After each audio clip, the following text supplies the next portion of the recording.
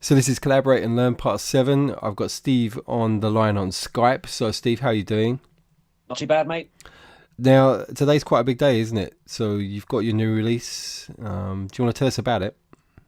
Sure, yeah, it's on Soul Free Records, Peter Oakden's label.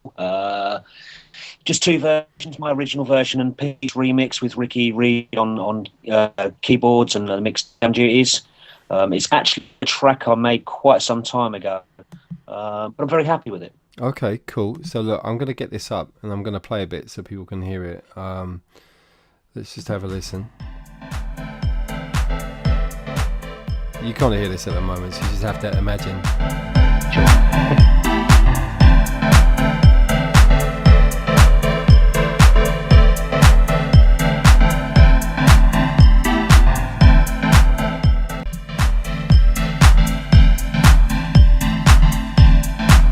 The message is very simple.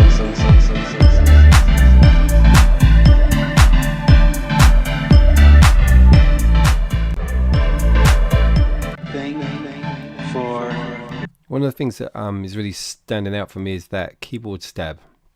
It seems to be going through Mhm. quite an interesting modulation. There's some kind of nice sort of shift in tone, and it's a very stereo kind of sound. Yeah. What was the thinking behind that? I mean, it's a repetitive riff. I mean, were you trying to provide some sort of kind of sonic variation? Is that what you were doing there? Yeah, pretty much. Just going to play it again. self and question authority.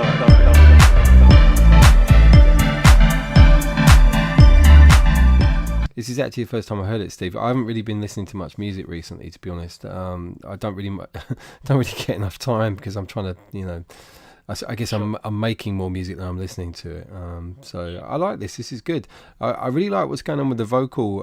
This kind of structure where you're going for a kind of steady kind of build, and the keyboards are kind of phasing around and creating this kind of nice spacey vibe, and then you're dropping the beats and coming in with the vocal, and then coming back with the bass line, and it's like a Uh-huh. kind of recurring kind of theme, which I think is working really well. Yeah, I Um, wanted something a bit more down tempo and sort of hypnotic, but not too busy. I mean, obviously, it's called Simple Message because of the vocal, but because of that, I wanted to keep the track itself quite simple as well. But yeah, enough interest in the synth line to sort of keep it interesting. yeah. You know what it is often with tracks that are played in the club, that they don't have to be complicated. The more simplistic they are, the better. Often, because on a big system, that's when they can really shine. There's the sounds really cut through in a lot of space. So it can be a really good approach sometimes. So look, all the best with the release, and what I've got is the updated Cubase project that you sent over. So I'm going to listen to this. Once again, it's a case of you having to sort of imagine where we're at, and I'm going to play. I don't suppose you've got it open your side, have you? I can have it open in 30 seconds. Yeah, load it up, and then I'll tell you where I'm going from. I'm going to go from maybe about bar 25. So I'm going to bring this over, and whilst I'm waiting for you to load that, I haven't had much time to check out my channel, but I have noticed some email things coming through. So I've noticed some people making some comments about the video, so appreciate those. Some interesting tips about routing in the mixer, actually, Steve. So one of the guys had a shortcut for actually selecting channels and then routing them out through a group channel track. So that's good. So thanks for that. To be honest, even though I'm known for being a Cubase expert, I'm a little bit kind of I don't know, because I've been using Ableton and Logic quite a lot over in recent years, that I do think I'm a little bit rusty when it comes to Cubase. It's fair to say. So there's always something to learn. So I'm definitely learning little bits as we go. So have you got it open, Steve? I have, yes. Yeah. So I've got my left locator at bar 25. Yep. So I'm just we'll do a 3, 2, 1 and then count kind of thing, yeah. So 3, 2, 1 and then start. Are you ready? Yep. Right, 3, 2, 1, go. It sounds like a dodgy DJ. It's spitting into the mic. Maybe not the best idea. We'll see how it goes.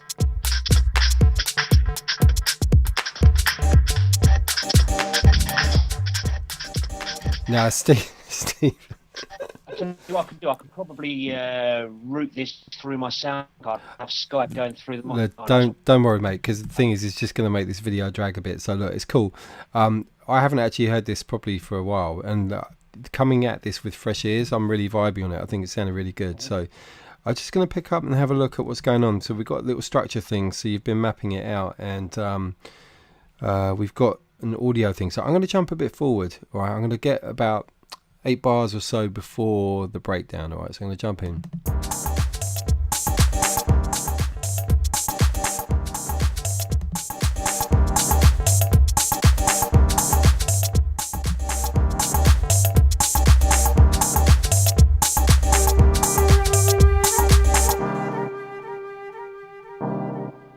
Can't hear anything. Oh, okay, so what you're doing is you're filtering it up.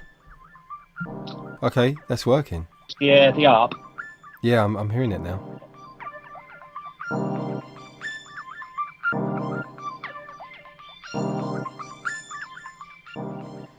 You know, it's funny, I mentioned this before, when I start listening to things, I get things start appearing in my head. So I can definitely hear some extra textures, some sort of kind of layered pads and elements that could really sort of build up this section actually. Nothing too musical, but just enough to sort of carry it forward. Because at the moment it feels too sparse. Yeah. I did actually have a Rhodes pad in there at one point, but I took it out. I'm talking about just not really chords, just single notes, but with a patch that will modulate a bit, so it's not too static. It's going to move a bit. Some tremolo or something like that on it, maybe. More. Oh no, just coming back on here. Not so much tremolo, more a case of a sound that kind of shimmers and changes in terms of tone. So something that would be filtered. Okay. So probably some kind of resonant low pass filter thing, but with a little bit of a wobble on it, you know, just to create that kind of texture. So I'll have a think about that. So I think this is shaping up really nicely. What have you got any ideas about things that you would like to do in terms of adding on this? That's a good question. I kind of like the idea of the ARP that I've put in, but I'm still not convinced that the sound's entirely right. What that was, it's literally just a WAV sample loop that I found that I've filled in. Okay. I'd maybe like to try and get something similar, but create it myself. Oh, I see. Okay, let me come back on that again and listen again. I actually like it. I think it worked. I guess that's me just not wanting to use a sample straight up. Mm-hmm. Well, that's fair enough.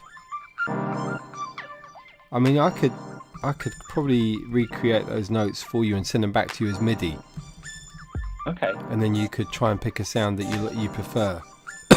Sure.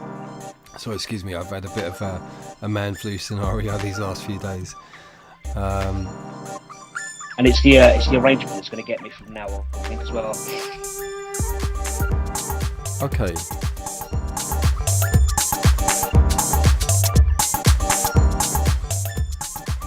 See, this could roll for a bit. I think, you know, something new at 97.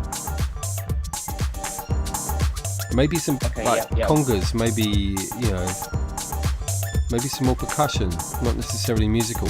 When we get to 105, it feels like it's time to drop down to that bass and the drums.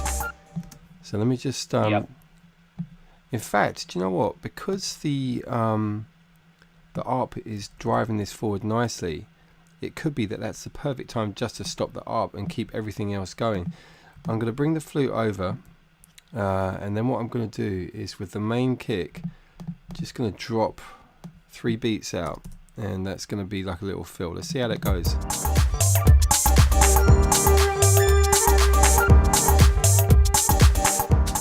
Okay, now that means actually that these stabs really need to filter down. So that one, just going to bring that right down here. I'm going to listen to that. Take the car off down a minute. Oh, wait a sec. Now that isn't responding to that. Now this may be because, you know, we've been bouncing these projects backwards and forwards and the settings on the Groove Agent are not quite correct. Yeah, that's not happening at the moment. Let me just take a look at this. Just going to go to filter. Oh, okay, it's because it's off. Let me put this on. There we go. Well, that seemed to be alright. Let me check this.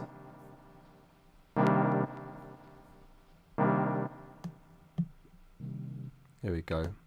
It says to come a long way down. Let's check the frequencies on there. Right, cut off. Something is a little bit different on here. Right, let me just check that. I think that's the actual modulation amount. Let me see.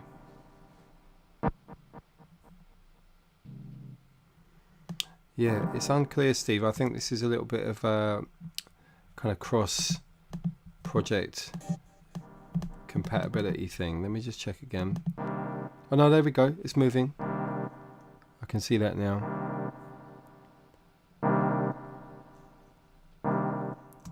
Just need to bring this a lot more down. It's a shame you can't see this, but you see it when you watch a video about it later. There we go. Right, okay, so that's a bit better. Probably needs a bit of fine tuning, to be honest. Maybe it'd be better, instead of using the filter on the Groove Agent one, for us to use the dual filter or something like that inside Cubase as an insert, so that might give us a bit more control. The other stab as well needs to be filtered down as well on there. So I'll tell you what I'll do, just for speed, I'll bring in that other filter. So I'm going to go to filters, dual filter. Going to bring this in on that, and I'm going to place this before the ping pong delay. I like to filter stuff before delays usually, because then that means as the filter's changing, the delay becomes more animated, you know, so I always prefer to do it that way. So let me just have a listen.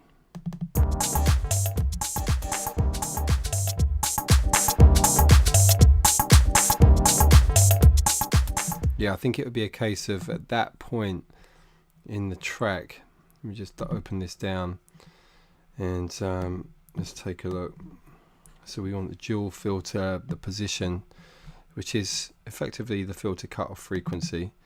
Let me just set this up. Let's go back, try and get it nice and close to where it was, and then bring this right down. I'm literally doing this for speed as well. I would get this a lot more fine tuned in the finished track.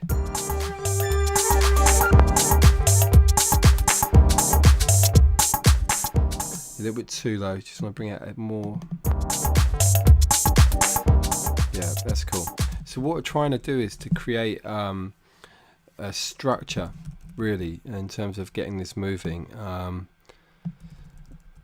It feels maybe that, you know, the problem with a lot of structures is that you get to a point where you've kind of heard all the elements and things can get a little bit boring.